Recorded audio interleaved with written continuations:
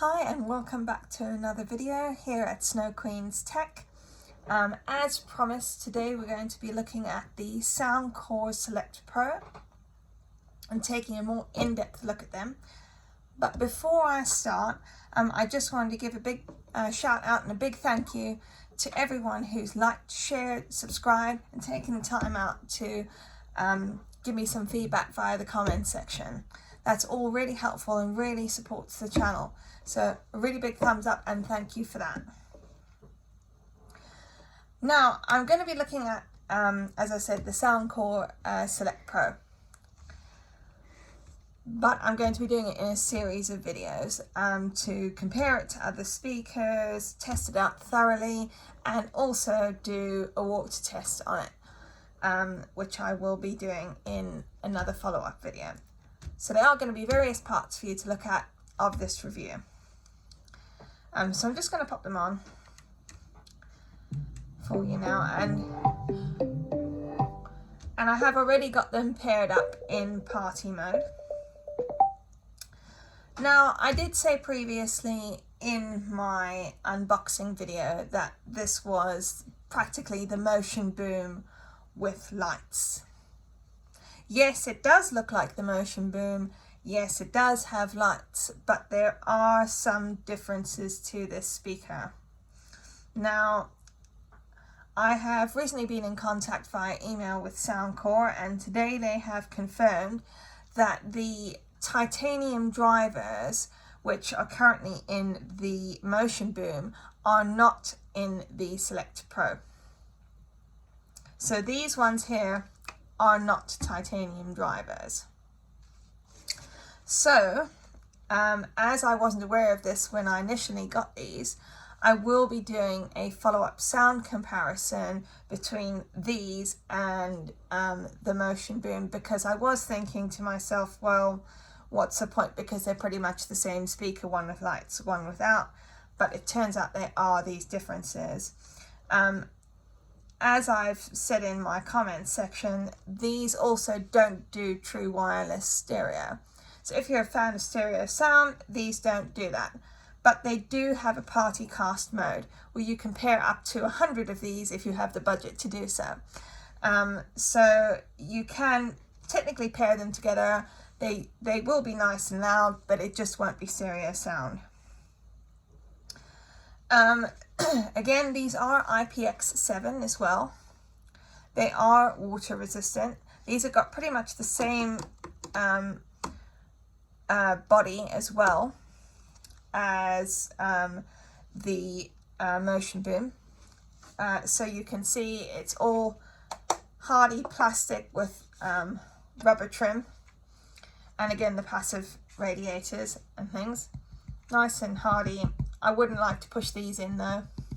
I would be kind of reluctant to damage these in any way or have anything that might pierce these passive radiators on either side. Again, as I said, IPX7, so at the back you've got a nice rubber seal on this, right? And you've got your USB-A here, and you've got your USB-C for charging. So the USB-C for charging the speaker itself, and the USB-A for charging your devices from it. And of course this seal helps keep it waterproof in 1 meter of water for up to 30 minutes. Another thing is there is a bit of a compromise here on battery life. There seems to be a smaller battery in this speaker than in the Motion Boom. So here you've got 6,700 milliamp hours, whereas that gives you 16 hours of playtime, and the Motion Boom, as we all know, is 24 hours on the battery life, which is a bit of a sad thing to see. You would have thought they'd have an even bigger battery to cope with the lights. Right, so as far as controls are concerned, as I said the last time in my unboxing video, you have your bass up function here, you have your Bluetooth function here, you have your Soundcore button here, and your volume down and volume up buttons here. You have your on off button here, and you've got your light feature on off button here. So just one push and bam, the lights go off. See, so that's what it looks like with the lights off. You also have rubber feet at the bottom, just like what the Motion Boom has, to keep it nice and sturdy if you take the plastic off. These are nice tactile sort of sticky rubber, so they're not going to move around when you put them down. Overall, I feel it's a really good looking, hardy speaker, especially for the price point. As I said in the description, I paid 99 American dollars each for these.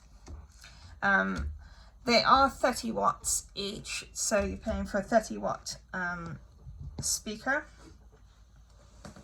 So you've got two 2.5 inch drivers in here.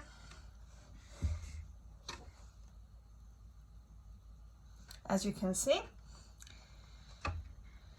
And the Bluetooth frequency range is 2400 to 2485 megahertz. And of course it's running Bluetooth 5.0 for you there. So you shouldn't have any interruptions. I've tested these myself and they've got quite a good range on them. I've walked all around my house. I've used my phone to connect to them from upstairs and left them downstairs. So all around I've got no problems with regards to that. But I do feel that they do sound ever so slightly different to the Motion Boom. I'm going to look into that further when I get my Motion Boom units to review with these. And of course I will post a video with regards to that. But I just wanted to go over some of the technical specs with you and the main differences which may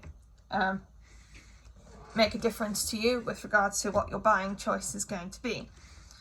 I will also be posting some more sound samples. I have now got a binaural microphone, so I will be posting a sound sample, and I'm going to be comparing it to the Motion Boom, the Motion Plus speaker. Right, so I'm going to be comparing it to the Motion Plus speaker. I'm going to be comparing it to the UE Mega Boom 3 as well, because I feel that this is also an outdoor speaker. Yes, this is more expensive, but it gives you 360 degree sound. The Motion Plus, of course, is the same sort of price point at the moment as the Motion Boom, as well as the Select Pro. So, you've got to think what's going to be better value for your money, and also what are you actually going to do with the speaker. Are you going to take it out hiking with you? Are you going to just take it to a barbecue with you? Or are you going to have it for some indoor listening? So it all matters what you're going to do with the speaker as to what your purchase decision is. And of course, towards the end, I think once I've done my testing in that, then we can look to recommend what's best for what. I mean, I would say this UE Mega Boom 3 is pretty much the hardiest speaker I have.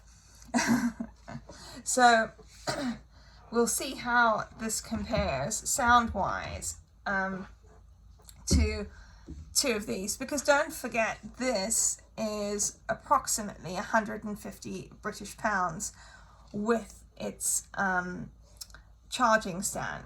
So with the charging stand, you look at, or dock, whatever you want to call it, that's about 150 pounds, which you're pretty much looking at either two of these or two Motion Booms as well. So you want to see what the best is for your money, really. So we're going to take a look at that. So that's it really for now. If you have any suggestions and any speakers you'd like to see these compared to, I will also be comparing them to my Iowa Exos 9, which currently retails for around £250, but it's worth it just to see how they fare against a much bigger speaker, just for fun really.